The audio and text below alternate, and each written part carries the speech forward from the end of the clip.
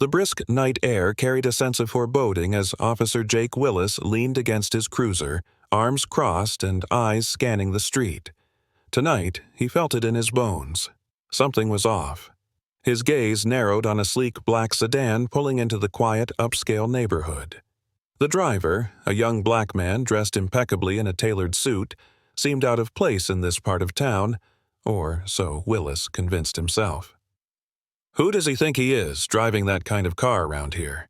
he muttered. As the car passed, Jake's hand moved instinctively toward his radio. "Suspect sighted. Likely suspicious. License plate number." His voice was steady, though tinged with an unwarranted certainty of wrongdoing.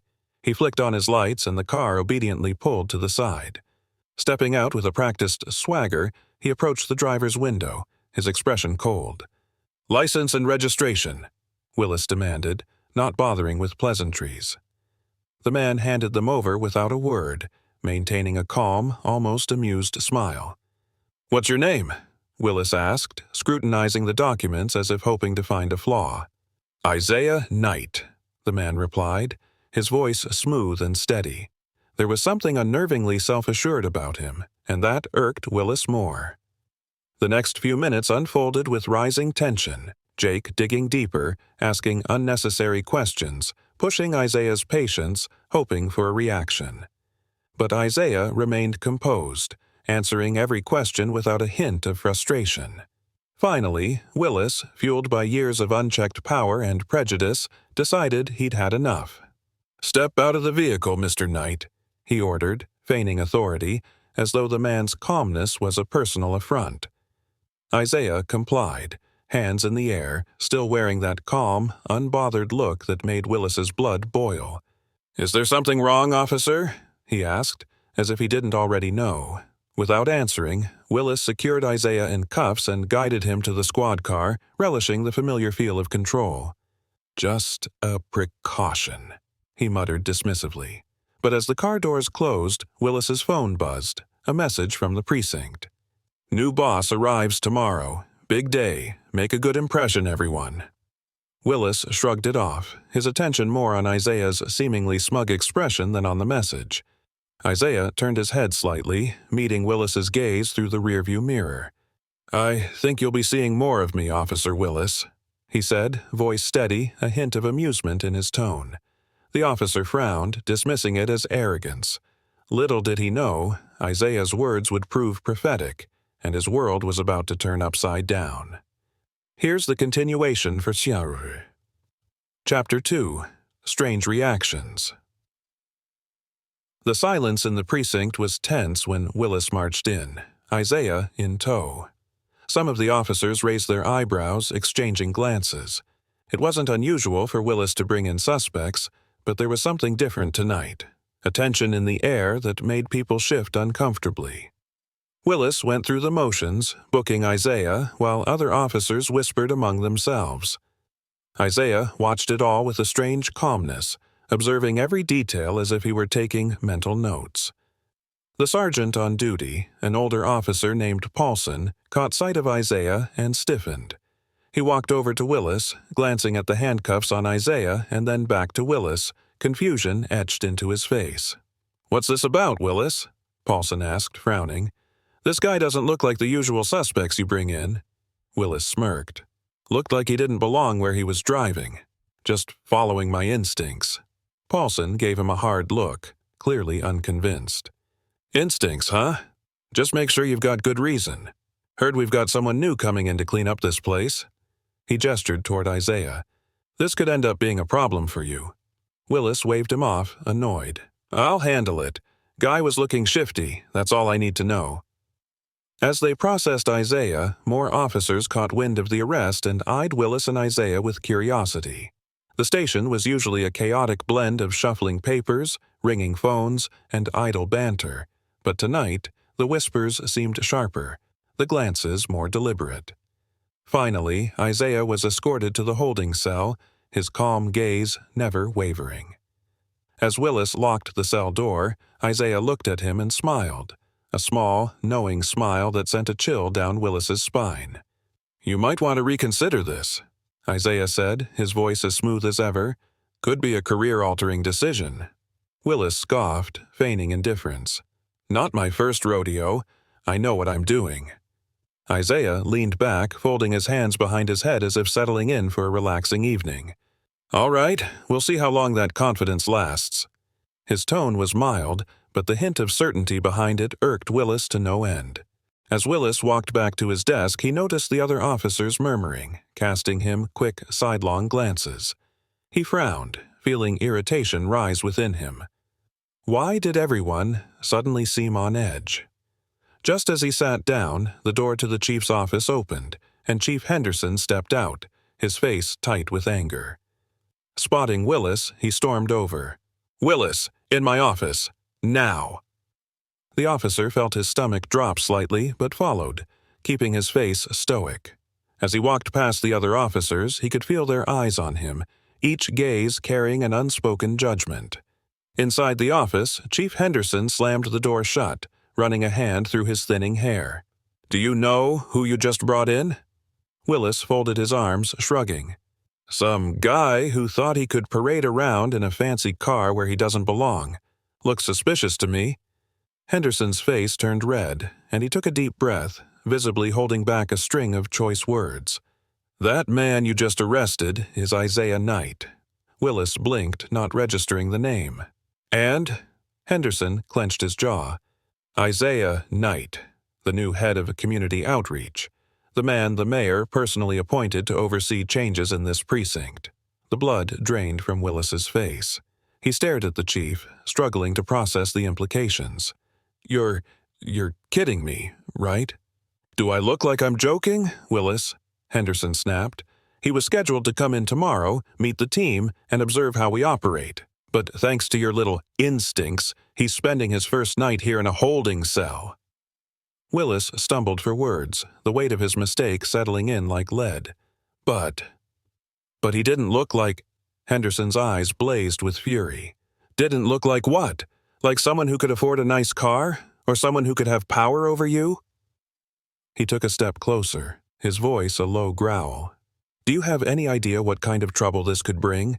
The mayor wants change, and Knight is the face of that change. Now you've insulted him and the entire city council." Willis swallowed, the consequences crashing over him.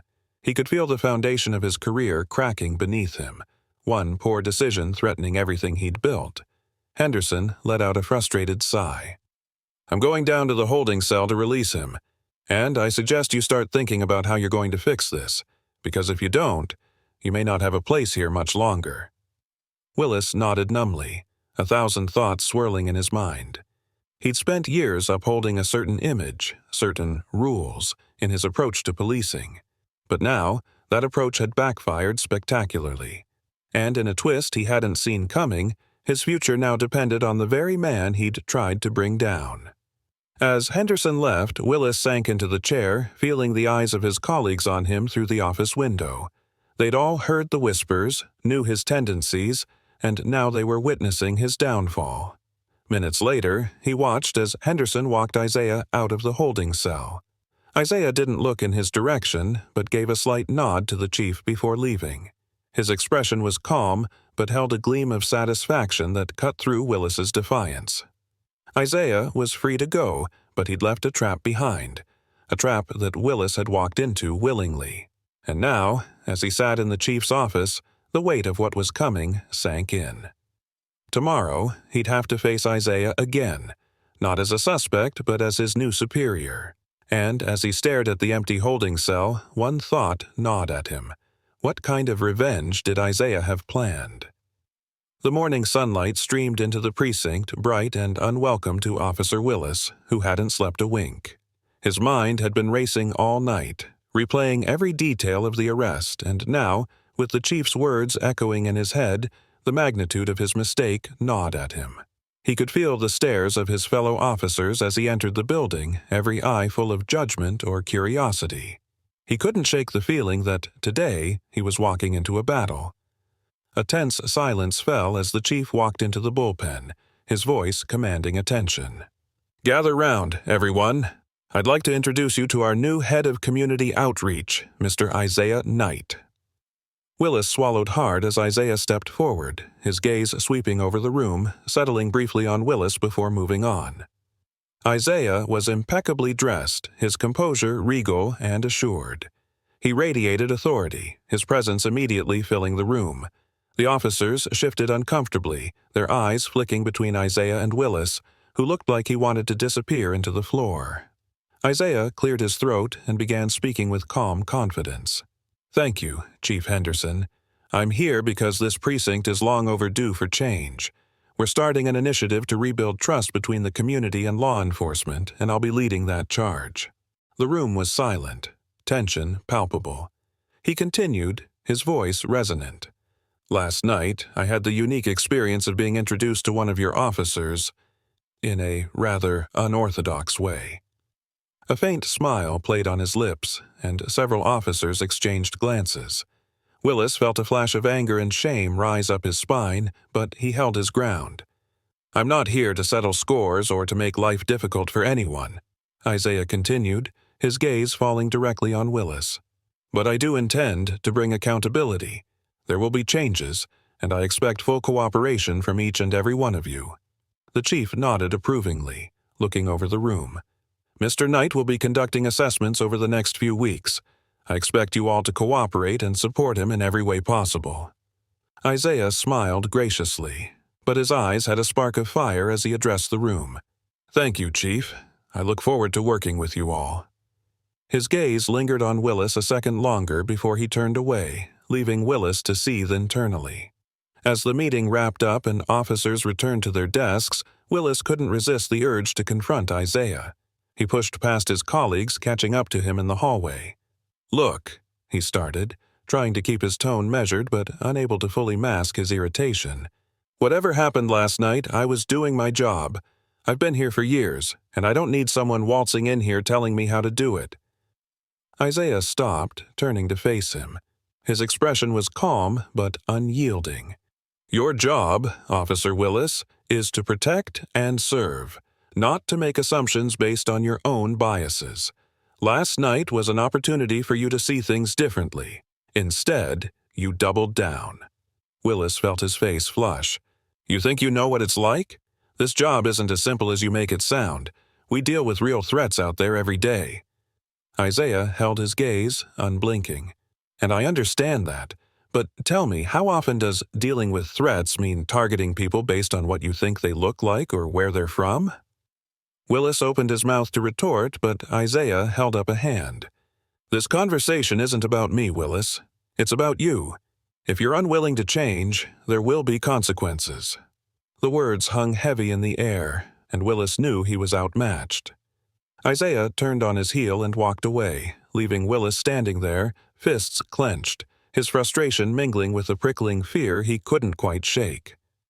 Later that day, Willis sat at his desk trying to focus on paperwork, but his thoughts kept drifting back to Isaiah's words. A stream of officers passed by, some offering sympathetic glances, others smirking as if relishing his discomfort. The usual camaraderie he enjoyed in the precinct felt distant now, leaving him isolated, his reputation in the balance. As he wrestled with his thoughts, his computer pinged. A message from the chief. "Meet me in my office. Bring last month's arrest records." Willis felt a chill creep down his spine. The records included the cases he'd handled alone, his so-called instincts guiding him in ways that Isaiah had already begun to expose. Each arrest was another nail in the coffin of his methods, proof of a pattern he didn't want anyone examining too closely. The records in hand, he knocked on the chief's door and entered. Chief Henderson was seated behind his desk, his face a mask of disappointment. He gestured for Willis to sit. "We need to talk about last night, Willis," Henderson began, his voice low. "Knight's already filing a formal report on the incident, and I've reviewed your recent cases. It's not looking good." Willis shifted uncomfortably in his seat. "Chief, Henderson held up a hand, silencing him. "I've known you a long time, Jake, and I've overlooked things I probably shouldn't have, but this is serious. The mayor himself is watching this case, and they're not going to brush it under the rug. You've created a situation that could bring the whole department under scrutiny." Willis clenched his fists under the desk, the reality of his situation settling heavily over him. "So, what happens now?" Henderson sighed, rubbing his temples. "Knight is proposing a review of your conduct. Depending on the findings, it could mean disciplinary action or even termination." The words hit Willis like a punch to the gut. His entire career, his identity, hung by a thread, all because of one man who'd walked into his life determined to upend it. But as the reality set in, so did a sense of desperation, a need to salvage whatever he could. Willis knew he couldn't let it end this way. "Let me talk to him," Willis said, his voice barely above a whisper. "I'll apologize. I'll make things right." Henderson raised an eyebrow. "Knight won't be easy to convince, and to be frank, I'm not sure he'll be interested in hearing anything you have to say, but if you're willing to try, I won't stand in your way." Willis nodded, determination flashing in his eyes. He'd find a way to survive this. He had to. The thought of losing his job, his authority, his identity, it was too much to bear.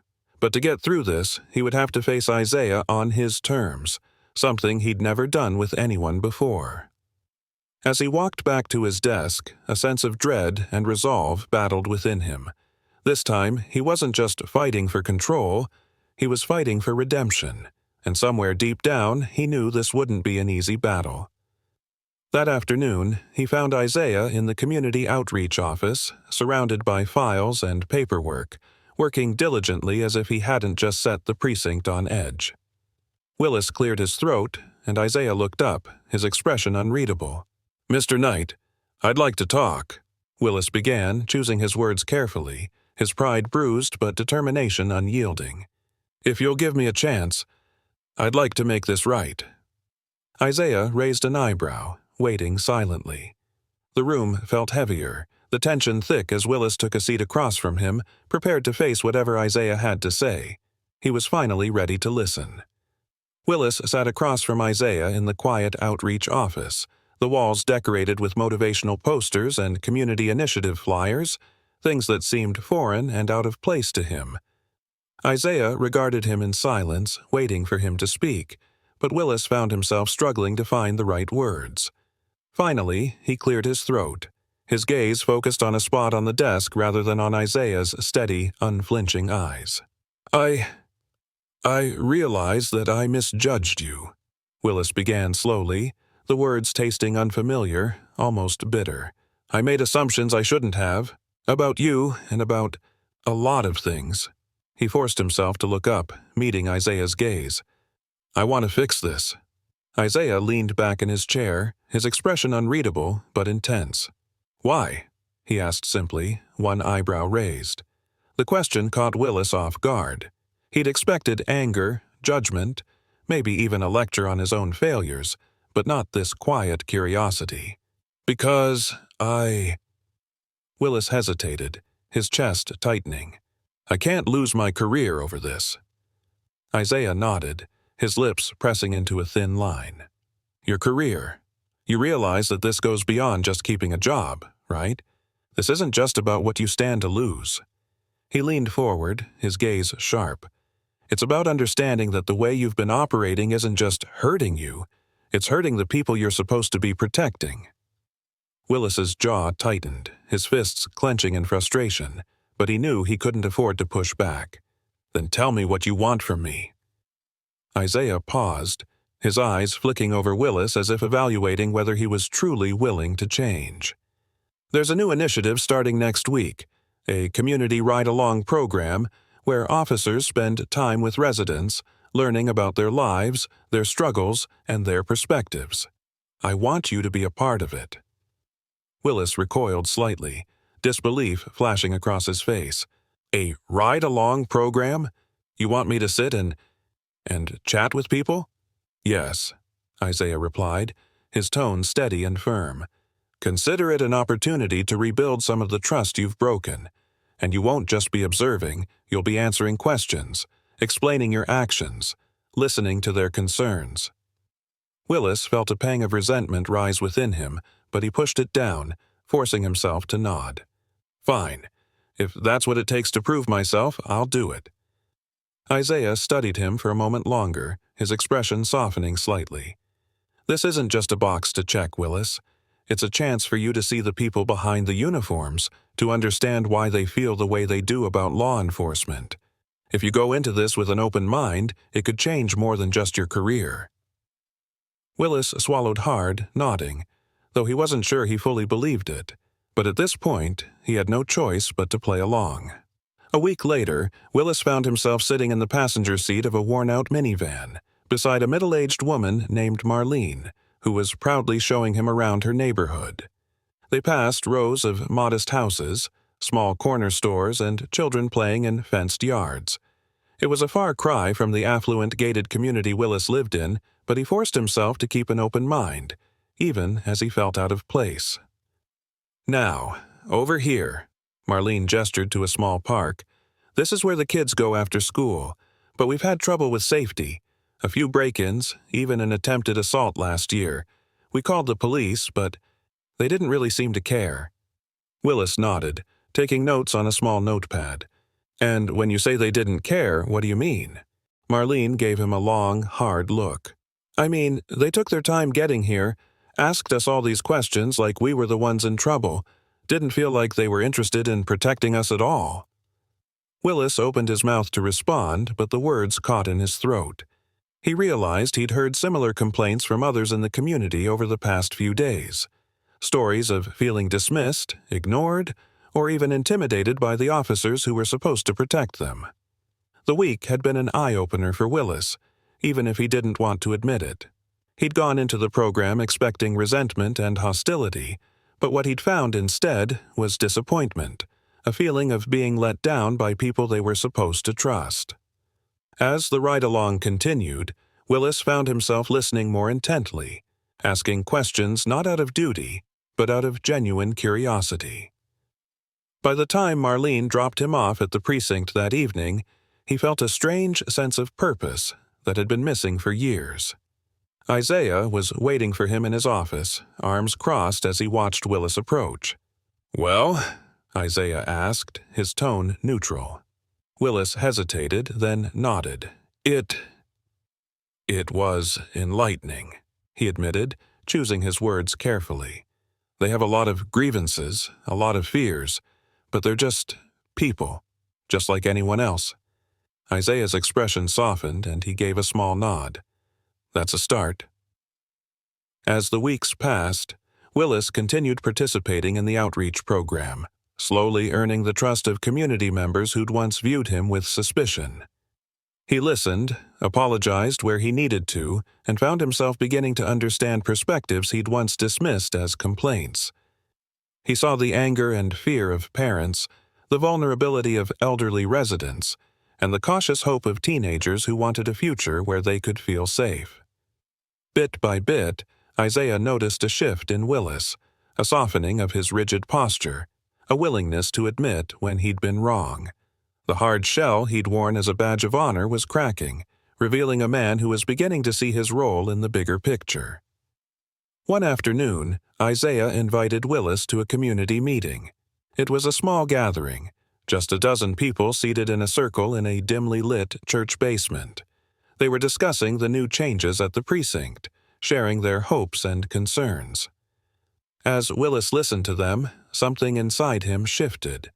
He no longer saw these people as strangers, as potential suspects, or as problems to be solved.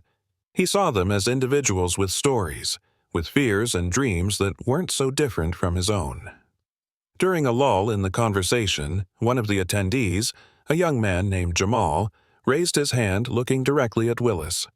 "Officer Willis, can I ask you something?" Willis nodded, his gaze steady. "Of course." Jamal took a deep breath. "Do you really think this is going to change anything? I mean, I've heard officers say they care before, but it always ends up the same." The room fell silent, everyone watching Willis, waiting for his response.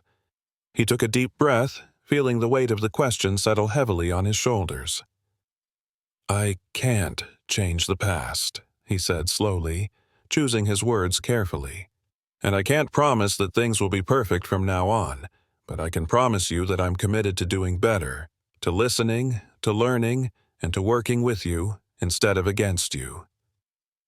Jamal nodded slowly. his expression thoughtful. "All right," he said quietly.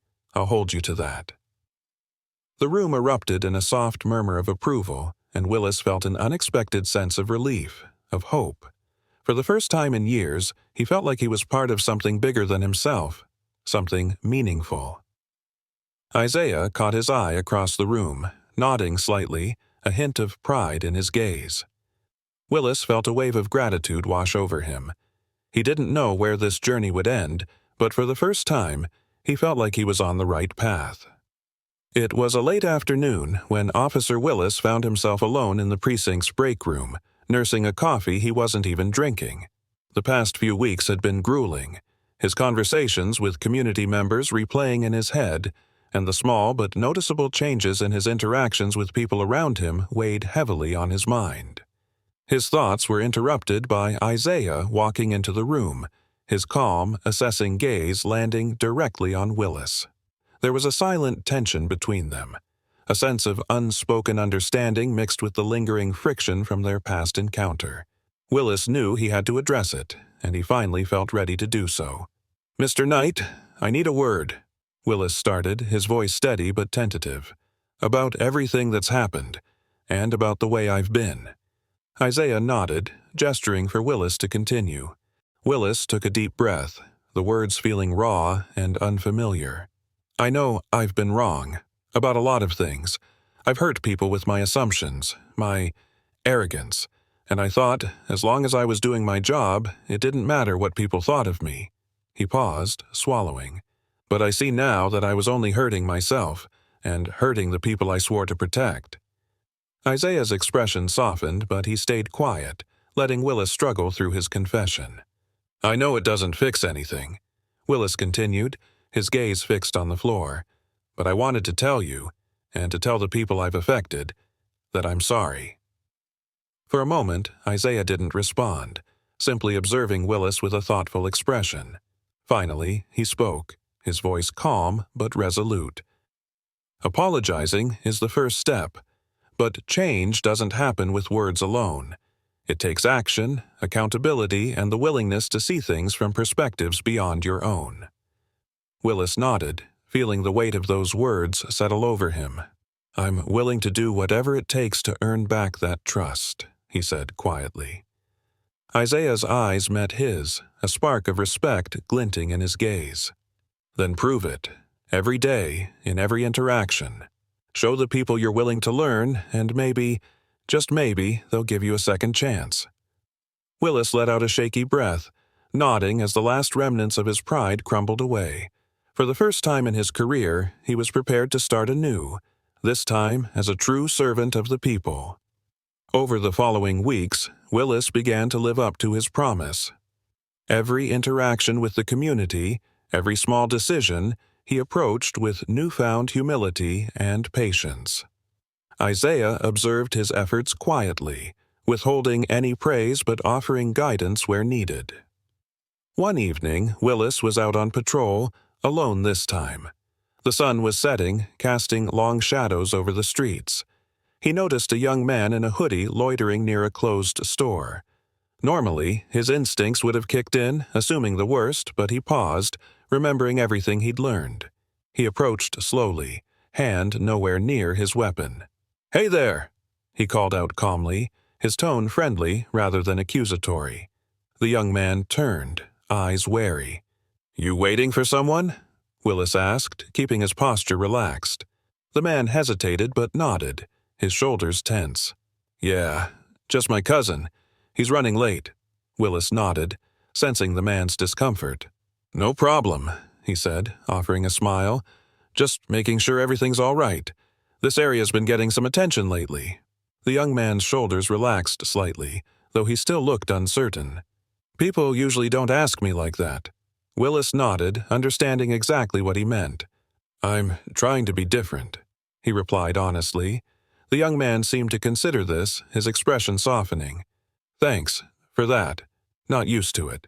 With a quick nod of acknowledgement, Willis continued his patrol, feeling a quiet sense of accomplishment.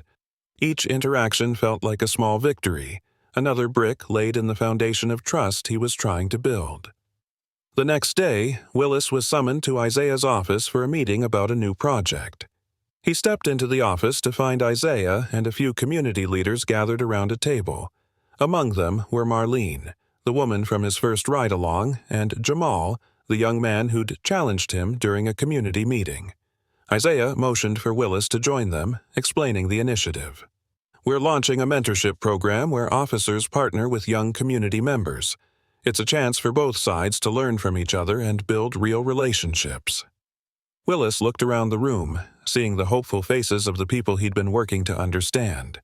He felt a surge of gratitude, realizing they were willing to give him a chance to be part of this project despite his past actions. "We'd like you to be a mentor, Officer Willis," Isaiah said, meeting his gaze. "Jamal's volunteered to be your mentee." Willis glanced at Jamal, who gave a slight nod, his face serious but open. The choice was symbolic. A young man who'd once doubted him, now willing to work alongside him. It was a test, but also an olive branch. "I'd be honored," Willis replied, feeling the weight of the responsibility settle over him. The mentorship program started with small, simple meetings. Willis and Jamal would grab a coffee, walk around the neighborhood, and talk about everything from police work to music and movies. At first, there was tension, but gradually, as Willis shared his story and listened to Jamal's, they found common ground. One afternoon, Jamal took Willis to a local basketball court where he and his friends played after school. They welcomed Willis hesitantly, but Jamal vouched for him, and before long, they were joking around, teaching him a few moves and challenging him to a game. Willis, who'd spent most of his life on the sidelines of this community, finally felt a sense of belonging. Afterward, as they cooled down from the game, Jamal turned to Willis. "You know, I used to think all cops were the same, but you're proving me wrong." Willis felt a surge of pride and humility, grateful for the chance to prove himself to someone who represented the very community he'd once alienated. "Thank you, Jamal. I'm trying my best." Isaiah noticed the transformation, both in Willis and in the young men he'd begun to mentor. Through Jamal, he'd gained insight into the hopes, fears, and dreams of the younger generation, realizing that the walls he'd once built around himself were falling, brick by brick. Isaiah decided it was time to take things a step further. He invited Willis to co-lead a community police forum, where officers and residents would openly discuss issues, concerns, and potential solutions. At first, Willis was nervous, afraid his past actions would overshadow his recent efforts, but Isaiah reassured him. "Trust is built slowly, but it can grow faster than you think when you show sincerity," Isaiah said. "You've put in the work. Now, let's see what comes of it." The night of the forum, Willis took his place beside Isaiah in front of a crowd of community members and officers. The tension in the room was thick, but there was a new atmosphere, a cautious optimism. People wanted to believe that change was possible. Willis shared his experiences with the community, speaking honestly about his mistakes and the lessons he'd learned. He could feel the weight of each pair of eyes on him, but he held his ground, his voice steady. As he finished, a woman in the crowd raised her hand. "Thank you, Officer Willis. My son was at the basketball court with Jamal the other day. He came home talking about you, about how he felt respected by a police officer for the first time in his life." Willis swallowed, feeling a swell of emotion he hadn't expected. "Thank you," he replied, his voice thick with gratitude. "I'll keep working to earn that trust." The forum continued, with more voices rising, sharing concerns, asking questions, and, slowly, beginning to build bridges that had long been broken. By the end of the evening, Willis realized that the journey to redemption was far from over, but he'd taken the first real steps. Isaiah's mentorship, the community's cautious acceptance, and his growing partnership with Jamal had become his anchors. As the room emptied, Isaiah placed a hand on Willis's shoulder. "You've come a long way, Willis. Keep going. This is just the beginning." Willis nodded, understanding that his work had only just begun. But for the first time, he looked forward to the road ahead, knowing he wasn't just rebuilding his career, he was rebuilding himself. Months passed, and Officer Willis found himself not only accepted by the community, but deeply respected. His dedication to rebuilding trust and confronting his biases had turned him into a different man, one who understood the power of humility and the value of every individual he served. The precinct had transformed, too, under Isaiah's guidance, becoming a place where officers were encouraged to listen, learn, and collaborate with the community. One day, during a neighborhood celebration that Willis helped organize, he was approached by Jamal and his mother. She smiled, pride shining in her eyes as she looked at the officer who had once symbolized all her fears. "Thank you, Officer Willis," she said, her voice warm. "You've shown us that people really can change. My son looks up to you now, and that means the world." Willis felt a surge of emotion, humbled and honored. He looked over at Isaiah, who nodded approvingly, and he knew he'd found his true purpose, not as a rigid enforcer, but as a servant of the community. Isaiah's faith in him, along with the community's willingness to forgive and support, had given him a second chance he never thought he deserved. As the celebration continued, Willis took a quiet moment to reflect. He understood now that redemption wasn't a single act but a lifelong journey. The road to healing, forgiveness, and change was ongoing, but he was ready for it. He felt a profound sense of gratitude for the man he was becoming, a person he barely recognized from his former self.